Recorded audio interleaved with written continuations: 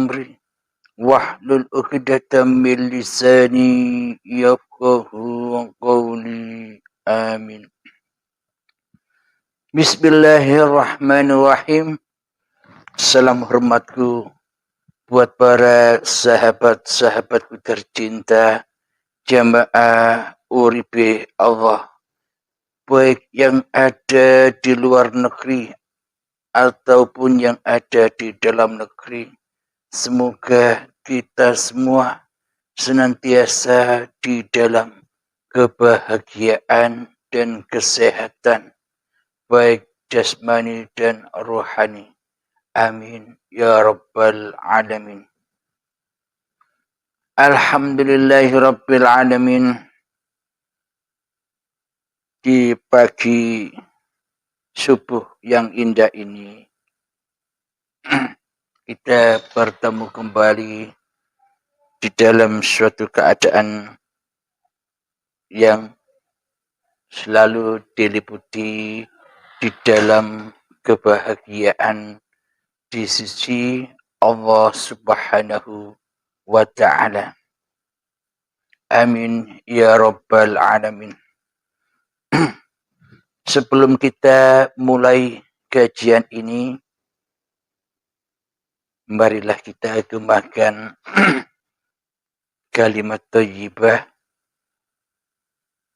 Subhanallah walhamdulillah wala ilaha illallah wallahu akbar wala haula wala quwwata illa billahil aliyyil azim.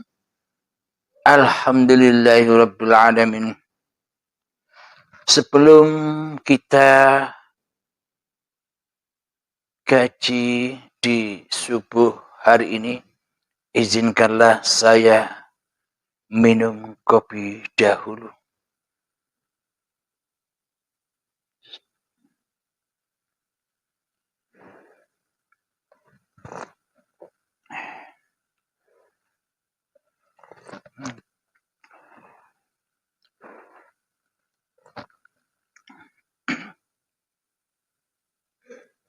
Serta mohon izin untuk merokok agar bisa nyantai kajian di pagi hari ini. Permisi.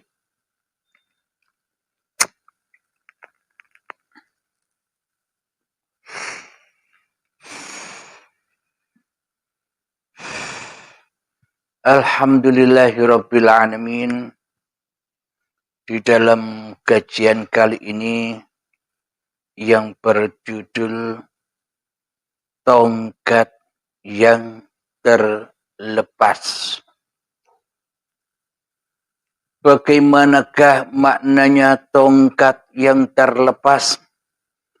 Selama ini ibaratkan seorang yang buta telah kehilangan tongkat petunjuk jalannya.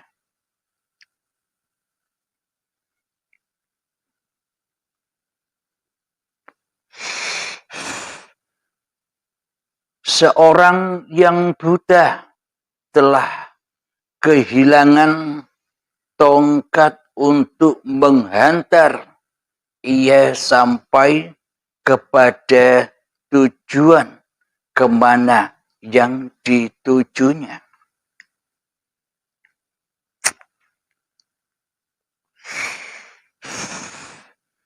Seorang yang buta yang membutuhkan sandaran tongkat itu di dalam perjalanannya. Maka sebenarnya tongkat itulah sebagai matanya. Tongkat itulah sebagai pendengarannya. Tongkat itulah sebagai rasa yang dirasakannya di dalam perjalanannya kemanapun orang buta itu berjalan.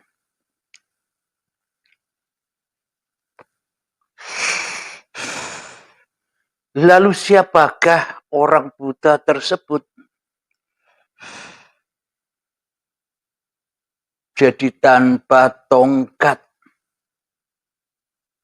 orang buta takkan pernah bisa sampai kepada tujuan yang akan ditujunya. Maka tongkat itulah tongkat takwa. Maknanya selama ini kita telah kehilangan tongkat takwa itu. Selama ini kita berjalan tanpa tongkat takwa.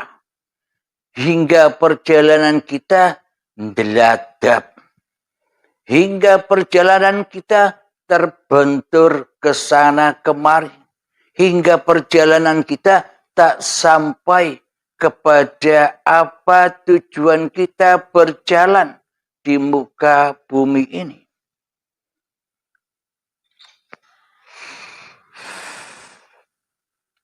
Kemanakah kita berjalan di muka bumi ini? Kemanakah tujuan-tujuan kita berada di muka bumi ini? Dan apakah tujuan kita diadakan? Kita diciptakan, kita digembala di atas bumi ini. Tujuan tak lain dan tak bukan adalah wa ma khalaqtul jinna wal insa illa liya'budun.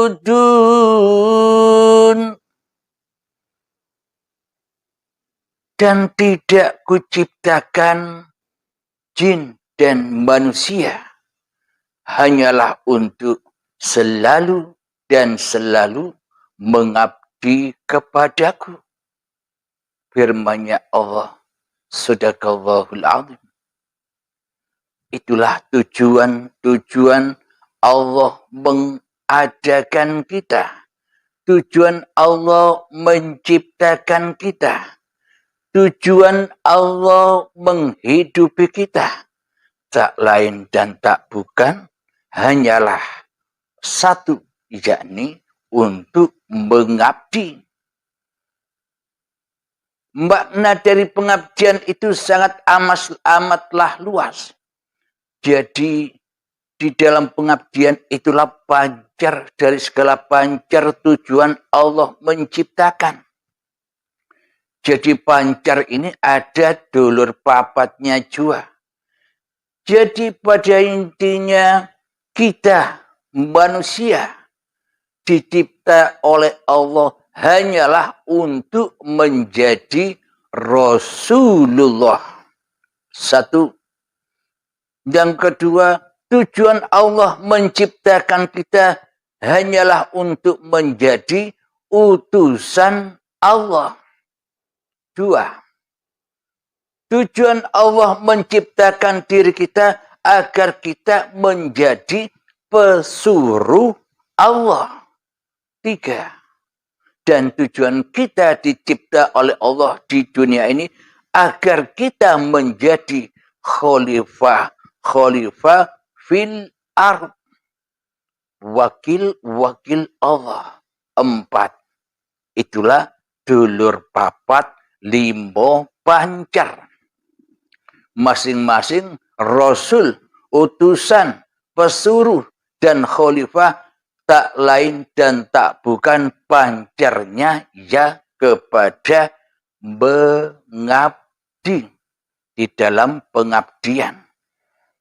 Jadi makna di dalam mengabdi itu adalah kita harus menjadi utusan Allah dulu. Kita harus menjadi Rasulnya Allah dulu. kita harus menjadi pesuruh Allah dulu. Dan kita harus menjadi khalifah Allah dulu. Baru kita bisa mengabdi, mencapai pusatnya, yakni pengabdian. Dulur papat dirangkep jadi siji, dipancarke, ditancapkan di dalam pengabdian. Wa ma khalaqtul jinna wal insa illa liya'budun.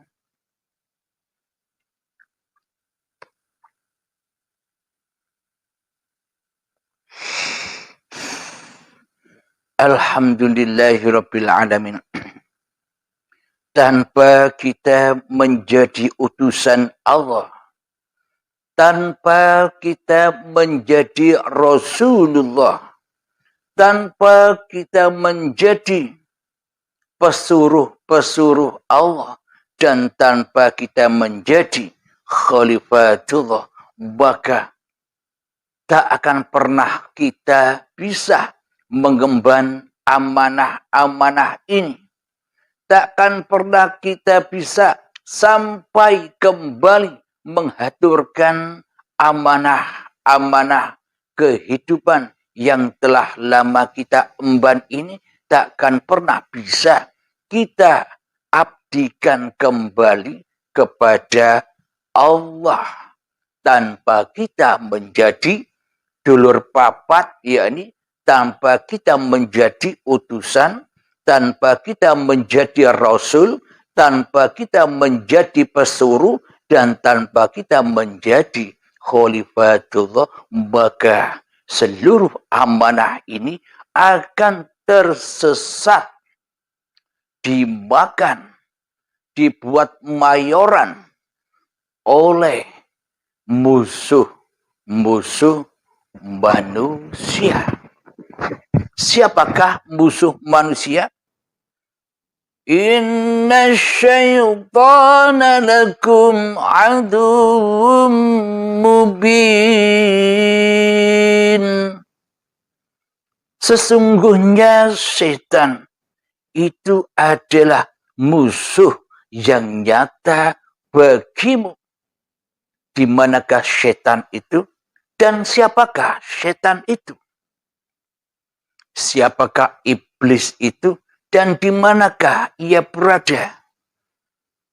Apakah iblis, apakah setan itu gaib? Apakah iblis, apakah setan itu tak nampak oleh kita? Kata mayoritas manusia memang begitu. Akan tetapi kita beriman kepada manusia ataukah kepada Tuhan yang menciptakan diri manusia kita? Jadi Allah berfirman, Inna syaitana lakum aduwwum mubin. Bahwa syaitan itu adalah musuh yang nyata bagimu. Bukan musuhnya Allah loh ya, syaitan itu. Allah tidak punya musuh. Allah raja di rajanya, semua ciptaannya. Maknanya, setan itu adalah musuh bagi manusia, musuh yang nyata. Sehingga bila manusia tidak bisa memenangkan peperangan demi peperangan fisabilillah di jalan Allah, maka manusia akan tersesat dan ditawan serta diperbudak oleh musuh-musuhnya. Jadi untuk berperang melawan musuh, maka manusianya tak boleh kehilangan tongkat. Tak boleh manusia meninggalkan Tuhannya. Bila manusia meninggalkan Tuhannya, maka manusia akan jatuh di dalam musuh-musuhnya.